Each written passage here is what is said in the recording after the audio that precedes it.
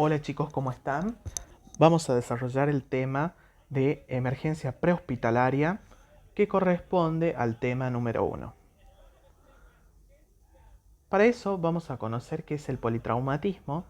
Si bien el prefijo poli significa mucho, mucho trauma, que ocurre por lo general en los accidentes de tránsito, como ser colisión de vehículos, caídas de alturas.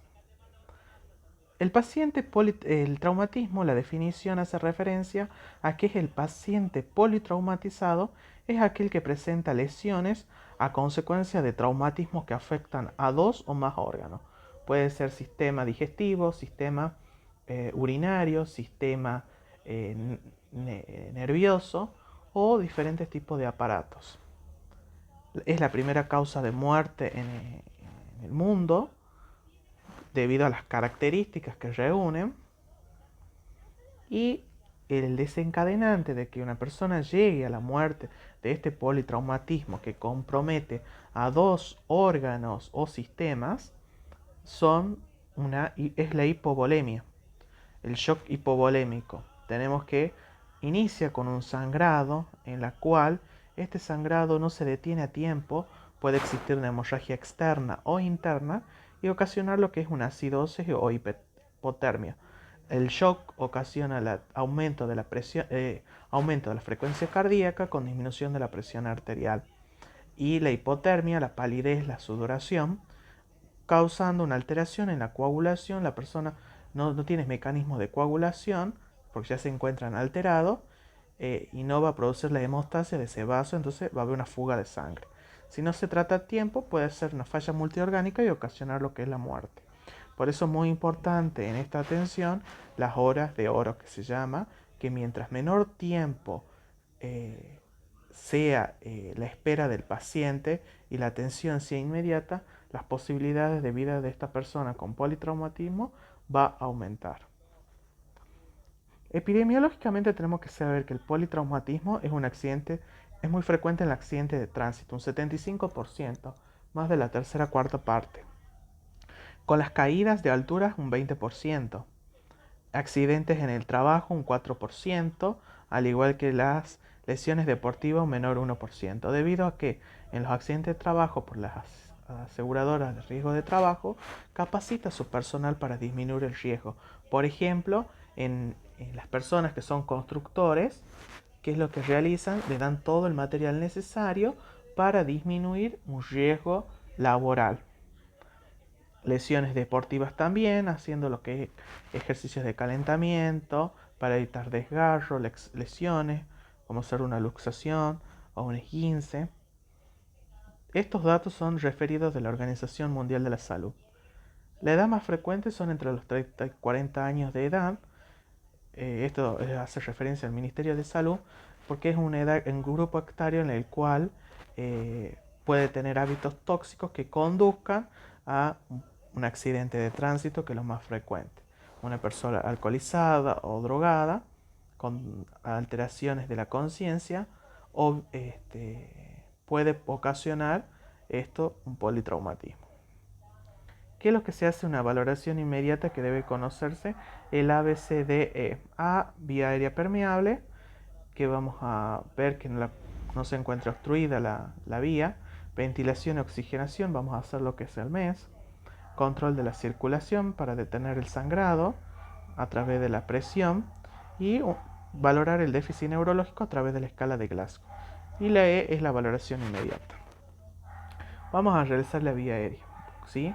Vamos a hacer control de la columna cervical en este proceso, en el cual vamos a colocar con cierta técnica y sin movimientos bruscos la colocación de estos collares cervicales o de Filadelfia. Estos tipos de collares vienen de diferente tamaño, ya que existen varios tipos de tamaños de cuello. Si la persona no tuvo una lesión que se observó cómo fue el impacto, no hay una lesión a nivel cervical, se puede hacer la extensión del cuello para mejorar la apertura de la vía aérea, bajar la mandíbula y observar que no tenga algún elemento que esté obstruyendo esa vía aérea. Se va a colocar permealizándolo, administrando con técnica. Ventilación y oxigenación. Vamos a utilizar un dispositivo.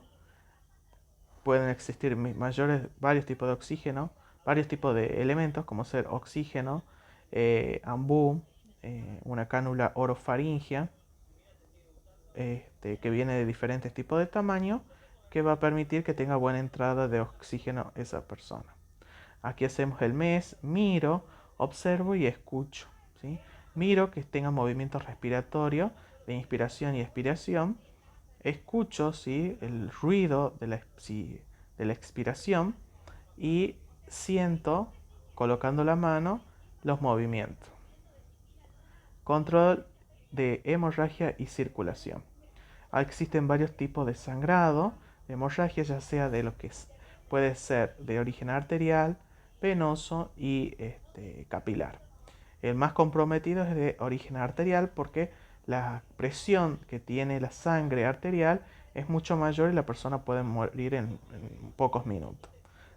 Si es una arteria de mayor compromiso de huesos largos como la femoral, la radial, la cubital o de cavidad abdominal, una arteria de gran calibre, en pocos minutos la persona puede morir debido a la hipovolemia. Se debe hacer presión sobre la herida para producir la hemostasia, detención del sangrado, colocar compresas y venda para fijarlo. El déficit neurológico lo valoramos a través de la escala de Glasgow. Tenemos una respuesta verbal, una respuesta motora y una respuesta ocular. Se va a calificar respuesta ocular espontánea 4. Un ejemplo, se le pregunta al paciente: señor, ¿cómo se llama? Y si abre espontáneamente los ojos, se le asigna el número 4. Si la persona tiene una pregunta que se le hace: señor, ¿se encuentra bien?, y la orden es verbal sin abrir los ojos, se le asigna el punto número 3. Si abre los ojos pero le duele, se le asigna un punto número 2. Y si no hay respuesta pupilar, el paciente tiene cerrados los ojos y no contesta tampoco verbal, se le asigna el punto número 1. Si le preguntamos a este paciente: señor, ¿cómo se llama?, y me contesta bien, se le asigna el número 5. Si le preguntamos: señor, ¿cómo se llama?, ¿qué le sucedió?, y me contesta otra cosa, se le asigna el punto número 4. Y palabras inapropiadas pueden ser un accidente con un caballo, o puede ser otras palabras que no coincidan con el hecho. El punto número 2, al hablar tiene ruidos incomprensibles. Y el punto 1, sin respuesta verbal. En la respuesta motora existe una orden verbal, ¿sí? Yo le pregunto: señor, ¿puede mover las piernas? Y la respuesta del paciente la realiza, localiza el dolor. Por ejemplo, me duele el codo, me duele la rodilla, me duele el tobillo. La flexión es retirada. Hay flexión anormal del paciente, no lo puede hacer la flexión. Extensión normal y extensión anormal y sin respuesta.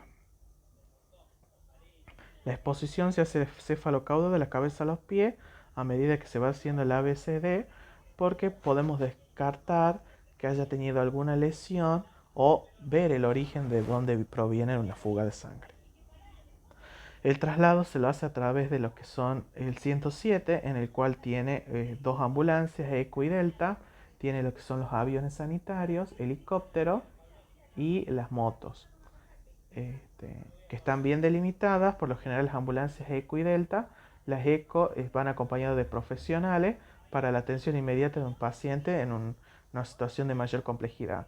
Las Delta solamente son trasladan, son el traslado ambulatorio. Por lo general, un paciente, si tiene un turno para una curación de herida y no puede ingresar por su propio medio o no tiene los recursos, se los traslada a través de esa ambulancia, hasta que llega a lo que es la parte hospitalaria, en la cual van a colocar los medicamentos, van a colocar una vía, van a hacer lo que es estudios complementarios y demás. Signos y síntomas más frecuentes.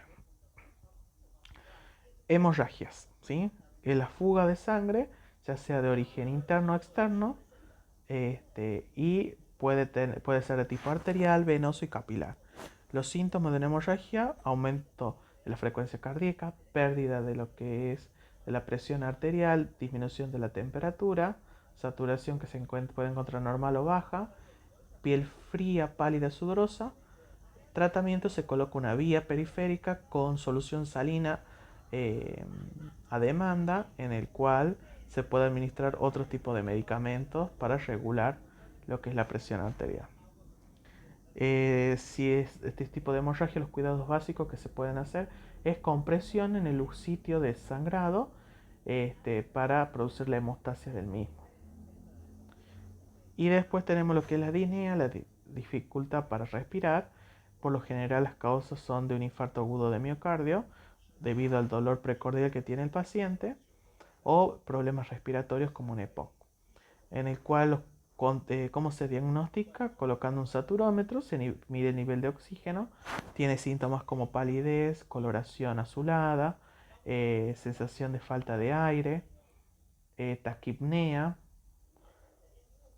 y tenemos los cuidados: colocación de posición semi-Fowler o Fowler, administración de oxigenoterapia, o en algunos casos PAF como el salbutamol.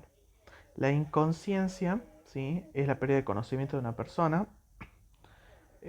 Pueden ser de causas neurológicas, o bien una lipotimia, en la cual el paciente tiene una pérdida temporal del conocimiento hasta que va recobrando paulatinamente su conciencia. ¿Cómo se diagnostica? Preguntando, haciendo un interrogatorio: ¿qué le sucedió? ¿Sabe lo que le sucede? ¿Lo que le pasó? ¿Cómo se trata? Se le da tiempo a que el paciente vaya recobrando poco a poco la conciencia. Se le pregunta si el paciente desayunó. Si no desayunó, se le da una solución azucarada para aumentar, o una solución salina. Parálisis, ¿sí?, es la pérdida temporal o definitiva de alguno de los miembros, ya sea miembros inferiores y miembros superiores, en el cual el paciente pierde todo tipo de sensibilidad, porque puede ser de origen medular, una lesión a nivel lumbar o cervical que produjo una parálisis del mismo. Cuidados básicos que se deben hacer es inmovilización del paciente con técnica, con técnica solamente se va a movilizar, o se lo esperará al centro de se le esperará a la ambulancia para que llegue con los profesionales y lo inmovilice con collar cervical, con las tablas y demás, o con chaleco de extricación. Bueno, espero que les haya gustado las clases. Aquí dejo toda la información.